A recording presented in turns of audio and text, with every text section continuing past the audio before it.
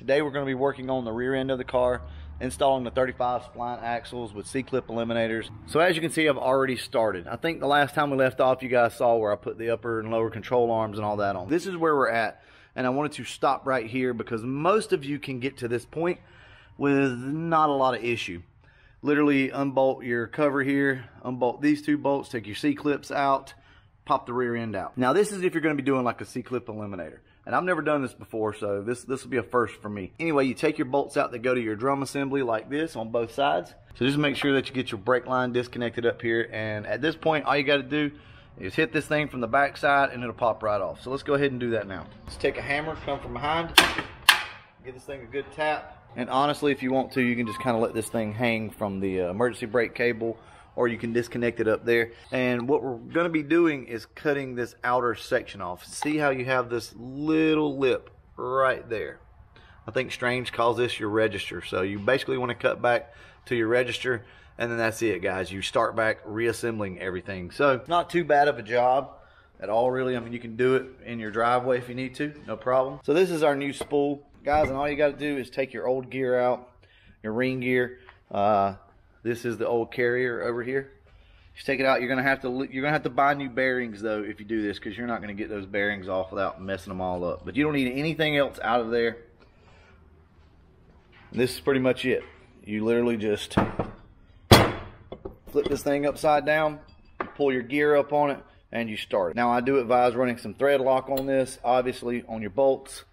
So I'll just come in and put a dab of thread locker on here. It should be good to go. So this will now go, these bearings will go on this spool right here. So that's where all this is going to go. So this is going to be your C-clip eliminator right here. That's what this assembly is. Here are your new gaskets. And you're going to use some silicone on this as well, some RTV to help seal everything up. So as you can see, this is what they're telling you to cut. So pretty much you have to cut all of that off, all the way to that little lip right there. Guys, it's pretty straightforward. The only issue really, I say issue, is you do have to get the old bearings out. So you've got to be able to come up with something to knock those out. I think I can probably use a jack handle and something else, and I can come in and get these things out. Joe Nate's going to come over in a few minutes because he's done several of these, and I just want to make sure I'm doing it right. So something I want to remind everybody of is you don't always have to know everything. I've never done C-clip eliminators on one of these cars, so it's something new for me. I'm not going to sit here and pretend like I know how to do it. Joe Nate's going to come over today. He's going to show me, and once he shows me, then I'll know. That's what life is about. Life is about learning. You don't have to know everything in the beginning. You can't know everything. So take some time, call a friend up, do your research, whatever the case may be, and then do it yourself. It's hard to give advice to somebody when you've never done it yourself. Figured I'd come out and at least show you guys this little, I guess, tip or trick or whatever you want to call it of how I'm going to remove the axle bearings. I don't actually have a bearing removal tool, which wouldn't be hard to do. I literally could go to AutoZone and pick one up, but I figure some of you guys have got some extra jack handles laying around, and 1.25 inch socket's what I'm using. So basically I'll just slide the socket up in there like that, push the handle through, as you can see it just catches the socket, and that's it. You could probably use 1.5 inches or something like that. Socket will be even better, but so far this worked out pretty good. And it's going to take 3 jack handles to accomplish this. So you can see the other one is up in there. Here's my third. I actually put that in backwards. That's not the way I want to hit that. Hold on. And as you can see on this one, we have a good flat end here. So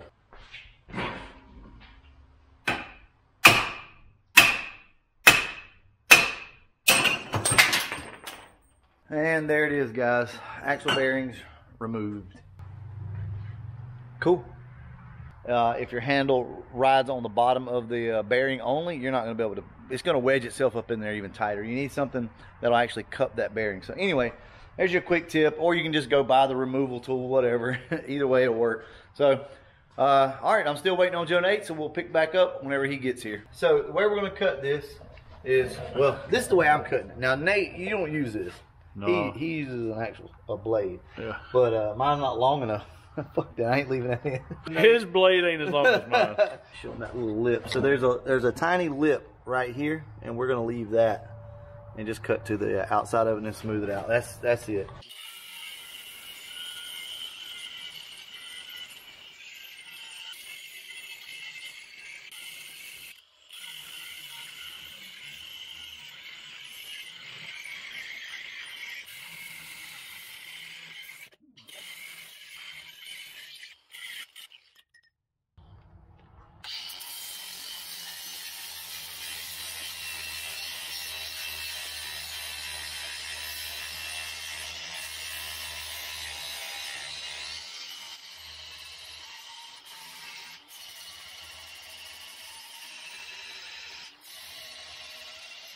And that is an OSHA approved guard on that too. It is. And that's that. We're gonna take a bunch of these, we're gonna wad them up, stick them in that hole, push it out like we're cleaning a rifle. And get all that red fuzz on everything. Yes, everything.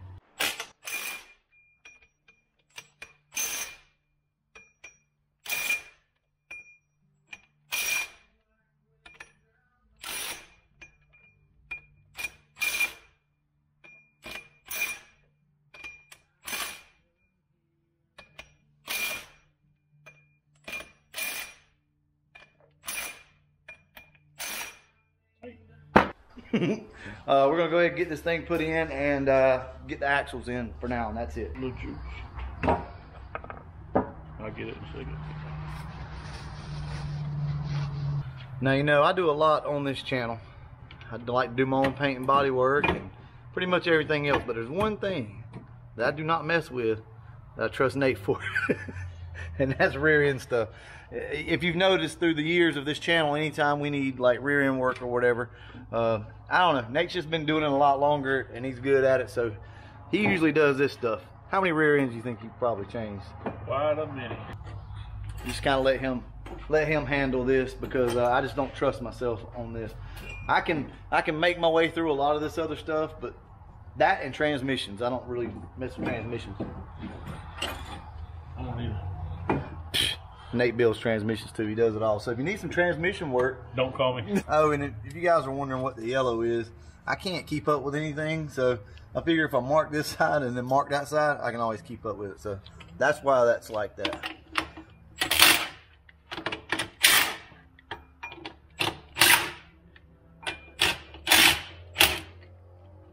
Nate said that we were way out, somewhere around what, 12 probably? 12,000. 12,000. So we're gonna shim it up just a little bit more and try to tighten it up, and then we're gonna pop the axles in. So I'll catch you guys in just a second. All right, guys, we had to switch over to the cell phone. I just want to show you a few key points here. You just want to come in with a very small, thin amount of RTV, like this. Squish it down together. I'm acting like I know what I'm doing. I'm just going off what Nate said, but He knows what he's doing, almost too. I'm not going to be able to set my phone up to show you guys, but essentially what you got to do is hold this up, and you're going to have to push your axle through this first, so the studs stick out the back side here, and then make all of this line up with the gaskets and everything else. Don't forget to apply a little bit of RTV on every side, and we'll see you guys after we get this done. So as you can see, we've got the axles in now. Everything is buttoned up except for the cover. I'm probably going to buy the either the UPR or the SVE rear cover, so I'm just kind of letting that chill for right now. I still have to tighten everything up, but as far as you guys are concerned, this is the way it's going to look. I will tell you this, the C-clip Eliminator setup with drum brakes, it kind of sucks. I'm not going to lie to you. Nate says it's a lot easier when you're doing the disc brakes over the drum brakes. I just want to say this, the bottom side of this car is looking really, really nice. It's clean for now anyway. It's not going to stay clean, but it's clean, and it kind of makes you feel better if you'll just come out, take some time if you've got it, and clean your car up underneath. Whatever it is you're working on, just take the time to detail everything, and I promise you, it'll make you feel so much better about what you're doing. In the end, does it really matter? No. And most of the time, I don't even take the time to clean all this type stuff. But I'm kind of locked in the shop right now. As you guys know, we're doing the concrete out here, so I'm kind of locked in here for about a week.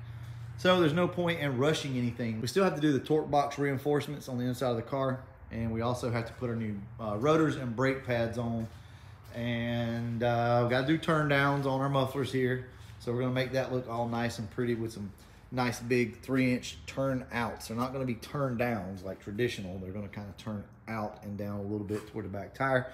And if you guys don't know, you kind of use that to clean the road off in front of the tires. It's kind of an old school trick. Angle your exhaust down toward the back of the tire, and it'll blow all the trash and all that crap off the road before your tire gets to it. So I probably won't shoot a lot more video for you guys as far as suspension goes, except for the coilovers. I do want to show you guys how the coilover kit installs, but outside of that, I mean, this is pretty much it. I'll more than likely pick back up with you either on the torque box install or the front brakes. I'll probably combine those two videos together actually, because the torque box install is pretty easy. The reinforcement, I should say. All right, guys. Well, big shout out to Nate for coming over and helping me out. Also, Nate picked up a really cool truck today, and I forgot to video it. So I'll throw a couple pictures up. And he's just going to do like a quick and dirty on this thing, get it back on the road, drive it, and enjoy it. So if you guys are interested in that content, let me know down below, and we'll go over and we'll shoot a video of this thing and maybe get this thing running, get it back on the road. We've got some rust repair we got to do on it, but should be pretty cool nonetheless. All right, guys, I'm going to go ahead, wrap this video up. And as always, thanks for watching.